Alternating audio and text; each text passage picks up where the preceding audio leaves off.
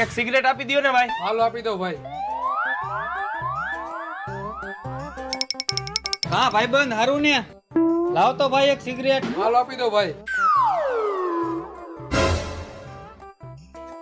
હારું હાલ ભાઈ આવજે. હા આવજે ભાઈ.